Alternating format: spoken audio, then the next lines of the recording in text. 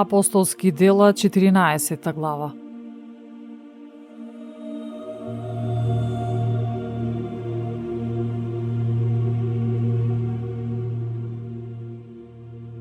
Во Иконија тие заедно влегоа во јудејската синагога и зборуваа така што мнози на јудејци и елени поверуваа, а јудејците што не поверуваа ги побунија и раздразнија духовите на незнабожците против браќата.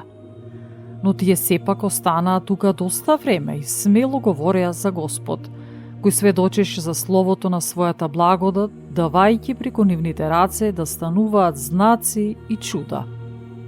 А народот во градот се раздели. Едни беа со јудејците, а други со апостолите. И кога незнабожците јудејците со своите началници се готвеа да ги хулат и да ги каменуваат, тие штом разбраа се засолнија во ликаонските градови Листра и Дерва и во нивната околина. Таму почнаа да го проповедаат Евангелието. Во Листра седеше еден човек немоќен во нозете и тој бил сакат од мечината утроба, не можел да оди никогаш. Тој слушаше додека Павле зборуваше, а Павле го впери во него погледот и виде дека во него има вера дека може да оздрави. Па му рече со висок глас: "Тебе ти велам, во името на Господ Исус Христос, исправи се на нозете своји." И тој скокна и почна да оди. А луѓето, кога видоа што направи Павле, го подигнаа гласот свој и извикаа на ликаонски: "Боговите слегле кај нас во човечки лик." И Варнава го нарекоа Зевс, а Павле Хермес, бидејќи тој го водеше зборот. Жрецот пак на Зевс, чиј кип се наоѓаше пред новиот град, откако доведе јунци и венци пред портата, сакаше заедно со народот да принесе жртва. Но апостолите Варнава и Павле, кога слушнаа за тоа, ги раскинаа своите облеки и се втурнаа меѓу народот гласно викајќи: "Луѓе, зошто го правите ова? И ние сме смртни како и вие, но ви проповедаме да се обратите од овие празноверија кон живиот Бог, кој ги создаде небото и земјата, морето и се што е во нив, кој поранешните поколенија на народите ги остави да врват по нивните патишта, иако не престануваше да сведочи за себе, правејќи ни добро со праќање дождови од небото и плодоносни времиња, исполнувајќи ги срцата наши со храна и веселост."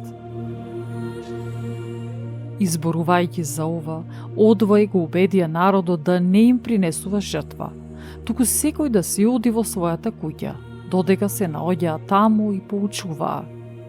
Од Антиохија и од Иконија пристигнаа некои јудејци. И кога апостолите зборуваа отворено, тие го убедија народот да ги напушти, велејќи дека ништо вистинско не зборуваат, туку само лажат. А кога го придобија народот, го каменуваа Павле, па го извлекоа надвор од градот, мислејќи дека е мртов. Кога се собра околу него учениците, тој стана и се врати во градот. Утредента со Варнава замина за Дерва. И откако го проповеда Евангелието во тој град и мнозина придобија за своји ученици, тие се вратија во Листра, Иконија и Антиохија. Тие ги зацврстуваа душите на учениците и храбрејќи ги да бидат истрани во верата, ги учеа дека во Царството Божјо треба да влеземе преку многу маки. Па откако им ракоположија свештеници за секоја црква, се помолија со пост и ги предадоа на Господ, во кого беа поверувале. А потоа минаа низ Писидија и дојдоа во Памфлија. И откако го проповедаа словото Господово во Перга, слегоа во Аталија. А оттам отпловија за Антиохија, откаде што беа предадени на Божјата благодат за делото што го завршија. По нивното пристигнување, тие ја собраа црквата и соопштија за се што направи Бог со нив и како тој ја отворил вратата на верата и за незнабожците.